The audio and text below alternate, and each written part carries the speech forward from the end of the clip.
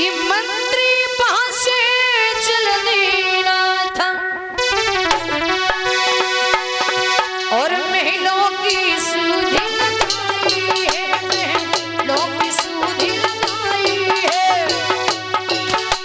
जा करके पहुंचा महलों में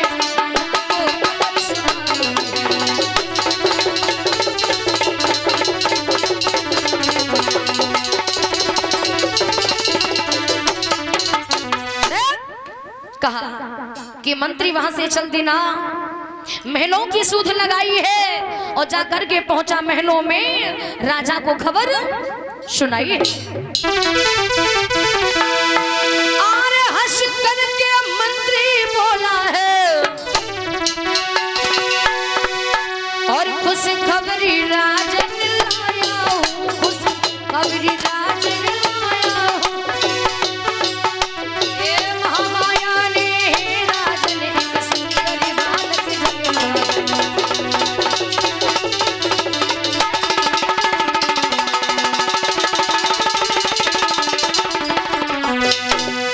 कहा। हंस करके मंत्री बोला है खुशखबरी राजन लाया हूं। अरे आपको नहीं पता, रानी महामाया ने लुम्बिनी के साल वृक्ष के नीचे एक सुंदर से पुत्र को जन्म दिया है महाराज। महाराज कहने लगे क्या सेवक? सेवक बोला हाँ महाराज मैं ठीक बोल रहा हूं। उसी समय महाराज से दो धन कहने लगे जाओ सेवक, रानी महामाया और सुंदर से पुत्र को लेकर के वापस महलों में लौट के आइए।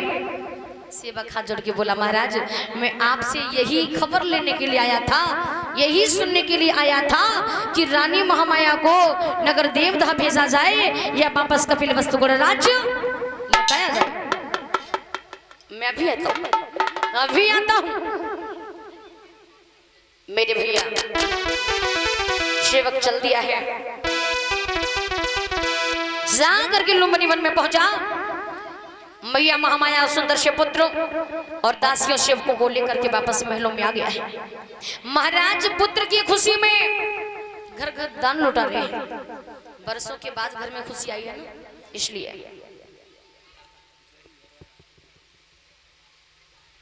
बरसों के बाद अगर घर में खुशी आए तो जहां लोग 4 रुपए खर्च करना चाहे ना तो 4 नहीं 40 खर्च करने की कोशिश करेंगे।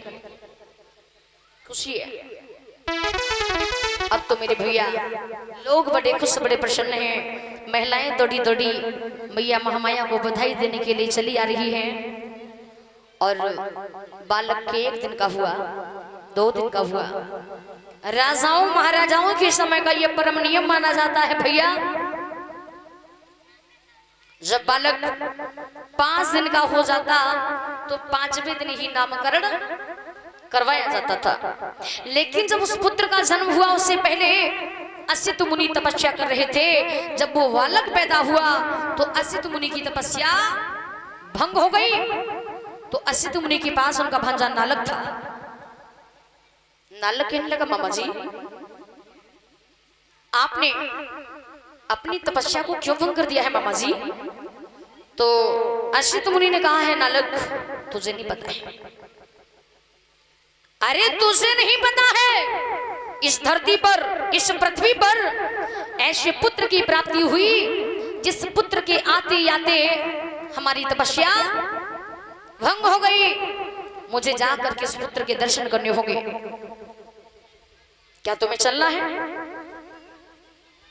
नालक बोला है मामा जी अरे ऐसे बच्चे तो हर रोज इस धरती पर आते हैं, हर रोज पैदा होते हैं। अगर आप बच्चों के चक्कर में रहोगे तो आप कभी तपस्या नहीं कर पाओगे। तो असित मुनि ने कहा है नालक वो तेरे जैसे हर रोज आने और जाने वालों में से नहीं है, ये बड़ा ही अद्भुत और चमत्कारी है। अगर तुम्हें चलना हो तो चलिए, नहीं तो मुझे तो जाना ही है। तो नालक बोला मामा जी आप जाइए, मुझे नहीं जाना है। असित मुनि जाकर के जब महाराज के महलों में पहुंचे, असित मुनि को महाराज ने देखा तो बड़ा ही सम्मान दिया है, उत्तम आसन बिठाया गया। जब काफी देर हुई तो असित मुनि महाराज से कहने लगे महाराज